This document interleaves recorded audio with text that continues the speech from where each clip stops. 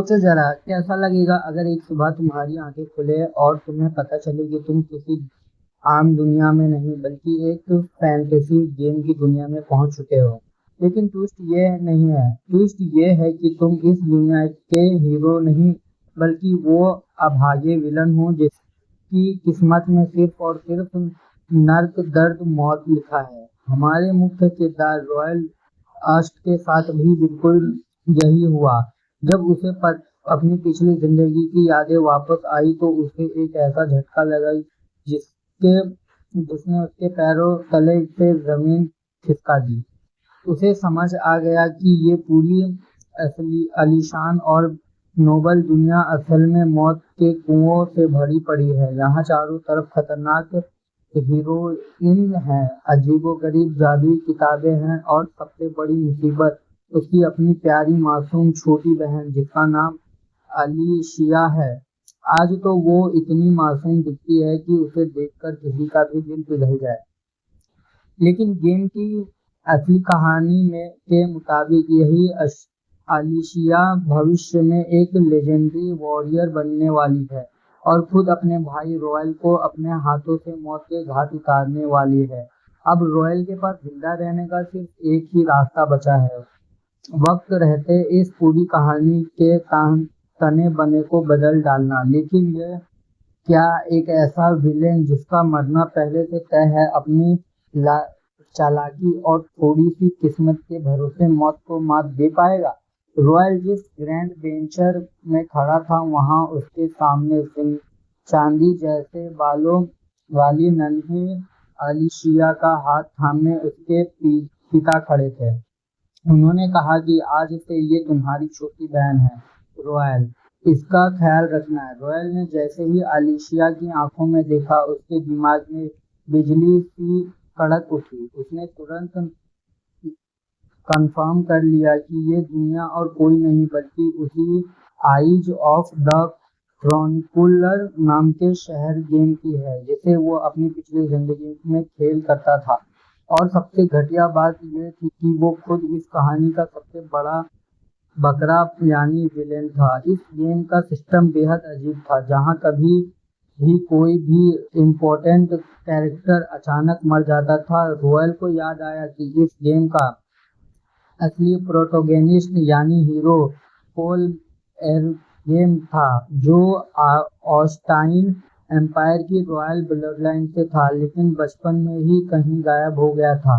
बाद में जब वो वापस आया तो उसने अपनी जादुई शक्तियों और खूबसूरत लड़कियों की मदद से पूरे एम्पायर पर राज किया और रास्ते में आने वाले हर विलेन का सफाया कर दिया, जिससे रॉयल का पूरा परिवार भी शामिल था। रॉयल ने अपने कमरे के आलीशान फर्नीचर, महंगे शीशे और राजशाही ठाट बाट को देखा। इतना अमीर और ताकतवर परिवार कुछ ही सालों में मिट्टी में मिल जाएगा, ये सोचकर ही उसकी रूह कांप गई। लेकिन गेम की रियलिटी को बदला कैसे जाए? तभी अचानक रॉयल की आंखों के सामने एक जादुई रोशनी चमकी। एक अजीब सी आवाज गूंजी, ding, system initialization complete, welcome to the house dispersion system. ये देखकर रॉयल की आंखों में खुशी के आंसू आ गए। उसे वो जादुई सिस्टम मिल चुका था जो उसकी किस्मत बदल सकता था।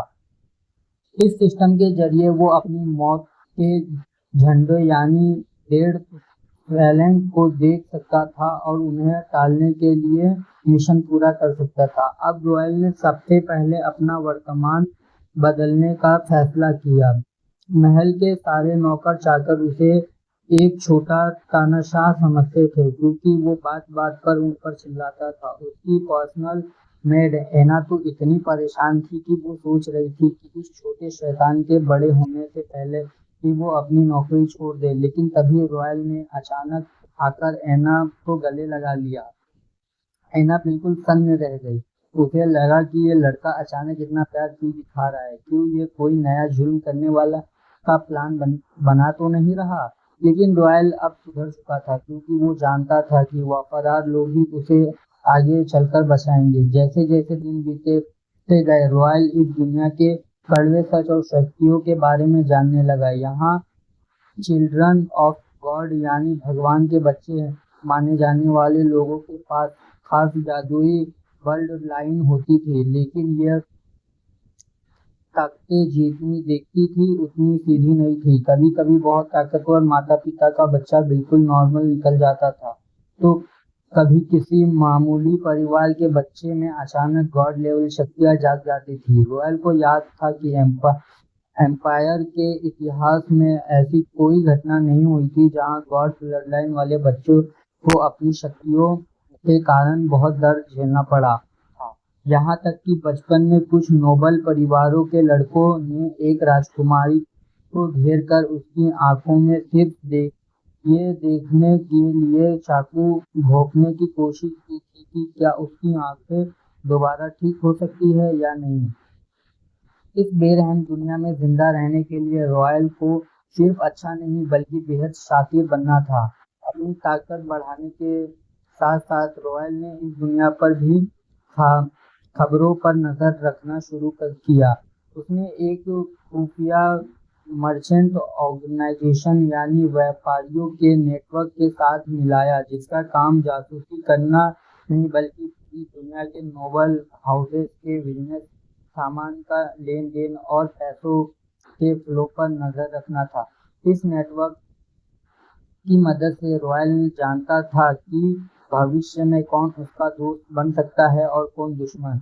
इसी छानबीन के दौरान रॉयल के सामने एक ऐसा रहस्य आया जिसने उसके होश उड़ा दिए। उसे पता चला कि एलिरिक हाउस नाम का एक नोबेल घराना जो पिछले 100 सालों से बिल्कुल बर्बाद हो चुका था और हाशिए पर चल रहा था, उसने अचानक मिरेकुलसी यानी चमत्कारी रूप से बहुत बड़ी ताकत हासिल कर ली है। सबसे अजीब बात ये थी कि उनके इन अचानक शक्तिशाली बनने की भयानक किसी को नहीं थी लगी।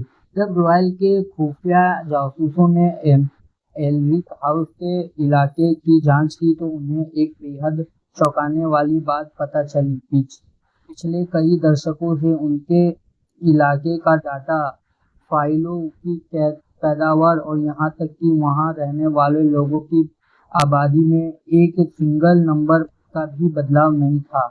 ऐसा लग रहा था जैसे कोई जानबूझकर पूरी दुनिया की आंखों में धूल झोंक रहा हो और पर्दे के पीछे एक बहुत बड़ी फौज या कोई खतरनाक साजिश तय कर रहा हो। रॉयल समझ गया कि गेम की जो कहानी वो जानता था, अब ये दुनिया उससे भी कहीं ज्यादा गहरी और खतरनाक मोड़ ले चुकी है। एल्विक हाउस का ये छिपा हुआ राज, क्या वे लोग एम्पायर को तबाह करने वाले हैं? और सबसे बड़ा सवाल, क्या रॉयल अपनी बहन आलिशिया के हाथों होने वाली अपनी मौत को रोक पाएगा या फिर वो भी इस फैंटेसी दुनिया के इतिहास के पन्नों में एक मरा हुआ विलेन बनकर रह जाएगा? कहानी अब एक ऐसे मोड़ पर आ खड़ी हुई है जहां रॉयल का हर एक कदम उसकी जिंदगी का आखिरी कदम हो सकता है।